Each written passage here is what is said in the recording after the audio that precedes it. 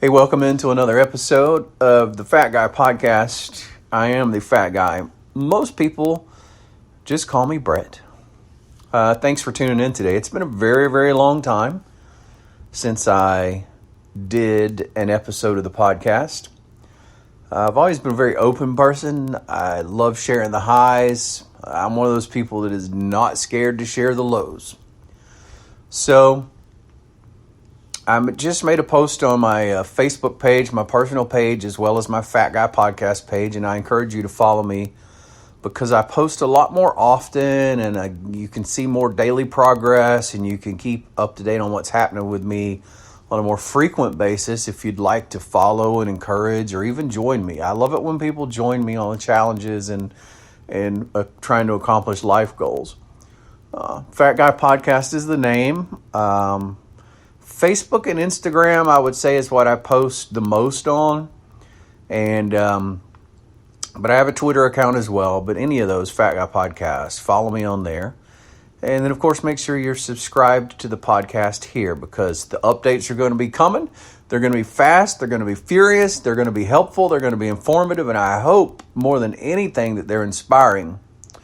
So I think probably for this episode of the podcast, I'll give you a quick setup, and then I'm going to read a post that I made on my social media accounts because I put a lot of thought into it. I think it's reasonably well crafted, and I think instead of me just rambling on here, it'd probably be the most succinct way for me to let you know where I'm at. But I'm beginning fast.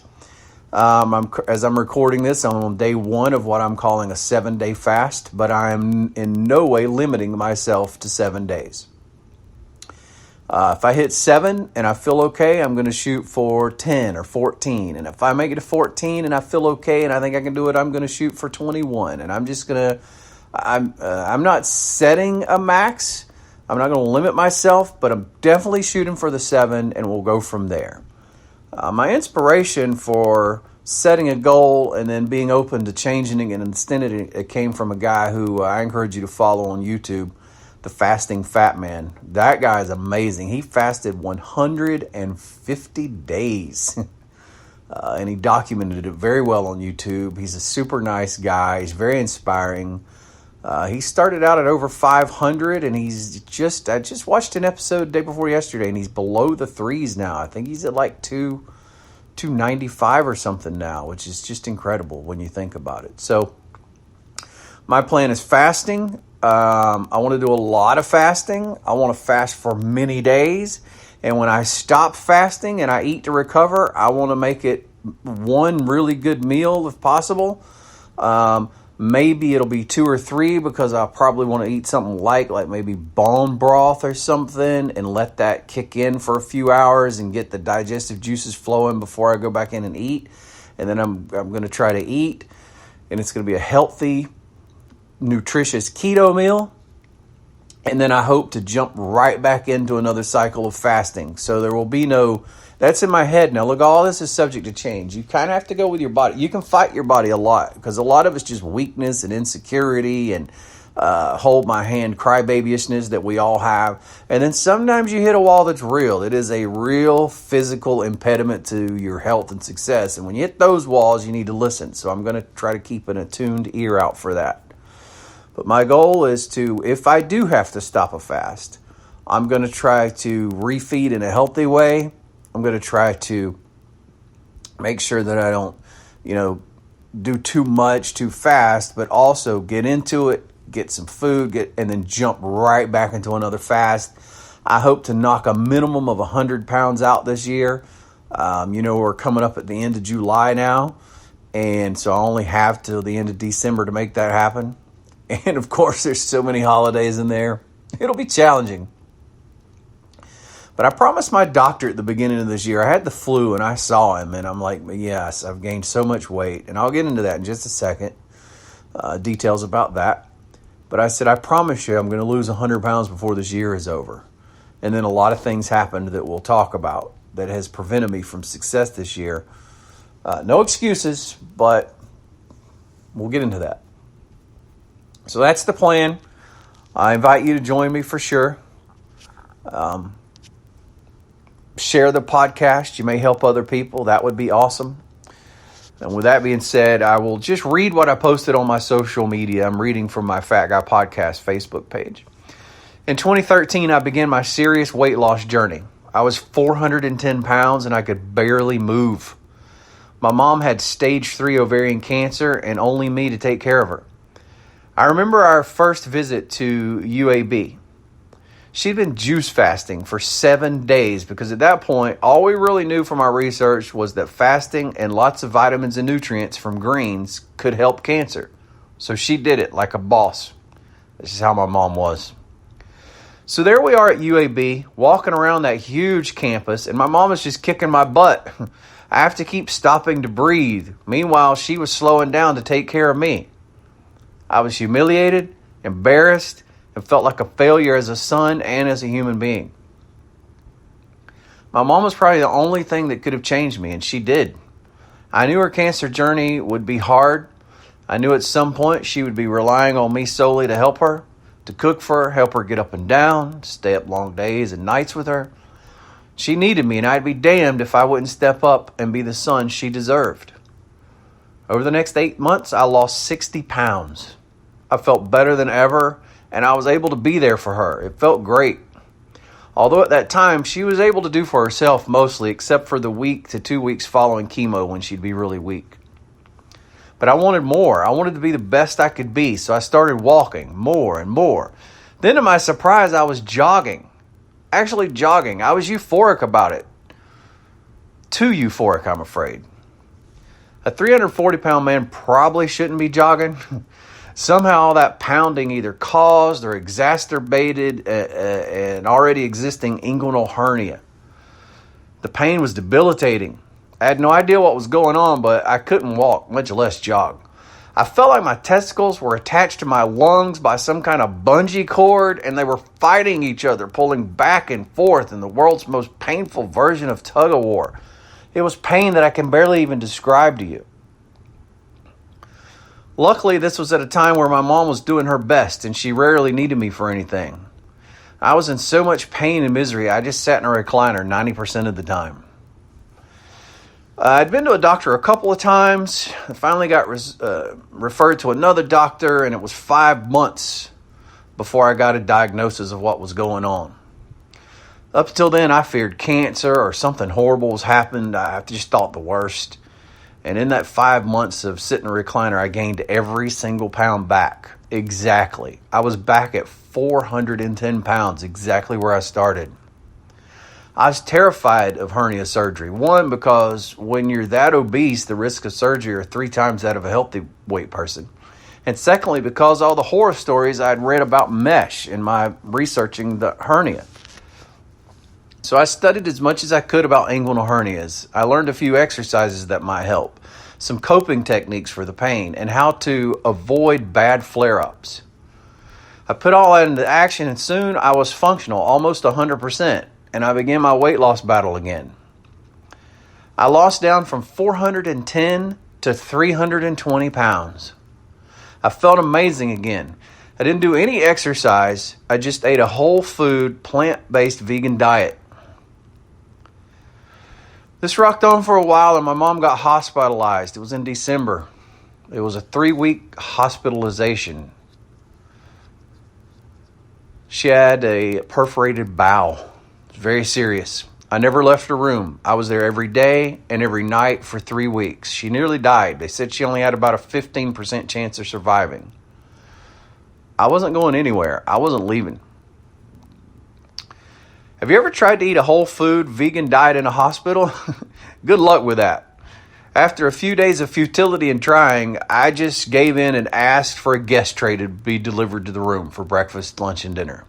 I was eating the hospital food that they feed their patients. You want to know how healthy hospital prescribed meals for patients are? I gained 40 pounds in 3 weeks. All I ate was the food they brought to the room, nothing else. Hospitals are amazing and doctors are amazing. They can cut you open, they can do amazing things, but they don't know shit about nutrition. Eventually, Mom got out. She survived her perforated bowel, but they said it could take up to 6 months to fully heal because she's a cancer patient because of all the chemo. In fact, they said for some cancer patients, it may never fully heal. Also, being a cancer patient completely ruled out any possibility of surgery. She could still die from it. As a result of all this, when I got her home, she couldn't eat. She could only ingest about 8 ounces of fluid per day. That was her max, and she was wasting away. She had dropped from 160 pounds to 135 pounds so fast. I went into superhuman hero son mode again. I began researching foods that were super packed with calories. What could I get her to eat that she only had to drink 8 ounces of it to get at least 1,200 calories to sustain her weight? Did anything like that exist? And that's when I stumbled across keto. High fat. I threw out all my veggies. I'd switched completely from a vegan, plant-based diet and went to a keto diet ASAP so I could be in that frame of mind to help my mom. And I began experimenting with different kind of smoothies I could make to get calories into her. And I came up with a high fat, reasonably high protein smoothie. It had about 1,000 calories per 8 ounces. I could also slip in some high-quality liquid vitamins I found, as well as liquid magnesium, which she desperately needed. Extended chemo treatments ruin your magnesium. You can never get enough of it, and she'd been getting chemo for 4 years. Our plan was to get at least 1 glass in her a day and shoot for 2. So that'd be a minimum of 1,000 calories and hopefully up to 2,000 calories a day. And it worked. She was pounding the high-fat smoothie. She was able to get it down, and she was gaining weight again. It was amazing. Meanwhile, I was eating a high-fat, moderate keto, a protein keto diet, and I was losing weight. I was astonished that one way of eating could attain such opposite results. It was amazing. She was gaining weight. I was losing weight. And the more studying I did, I began learning how a near-zero carb ketogenic diet could slow the growth of cancers. And I'd share all this research with my mom. We were both sold on it. I watched her gain weight. Meanwhile, I was losing weight and feeling amazing. And all this was happening at the same time. Meanwhile, my mom had run out of chemo options and she was needing me more than ever. She had taken so many chemo treatments that there weren't any options left. That's one thing about cancer. You eventually use up every chemo available until you run out. It was down to just one new drug that was only approved for certain patients, and her ovarian cancer was the super aggressive kind. It was growing fast. She was going weeks and weeks without chemo. Her cancer was growing, and it was left unchecked to grow like a wildly aggressive weed. But you want to know something incredible? Her high-fat diet was slowing the growth of that cancer. It almost slowed it enough for her to be approved in time for this new amazing cancer drug that just came out. Almost. It would have been in time if it hadn't been for her insurance company, which jerked us around for 4 weeks. 4 long weeks, my mom, this cancer, growing and growing. And she'd already been for maybe around 6 weeks without any chemo. I'm 100% convinced that without keto, she would have never survived anywhere near long enough to get that drug. But she got so close. I believe with all my heart from watching it and seeing how it grew without keto and how it grew on keto, that it bought her an extra 2 months, if not 3. I wish so much that we'd known about keto and a high-fat way of eating from the very beginning and its effect on slowing cancer. Would she have lived 8 years instead of 5, maybe 10, 12? Who knows? Slowing growing cancer means you get chemo less often. And less chemo less often means longer stretches of time before you have to use up a chemo and move on to a new one. I have so many questions about that, so many regrets, but you just can't go back and change it. The last few days before my mom slipped into unconsciousness, I hit my slowest weight ever, and I shared it with her. 285 pounds. I was down from a high of 410 to a low of 285. My mom was so happy for me. She was in that hospital bed. She couldn't move her legs. She literally couldn't move her legs. She was so weak. She was still so determined to live. My mom was the only person on the planet that didn't know she was dying.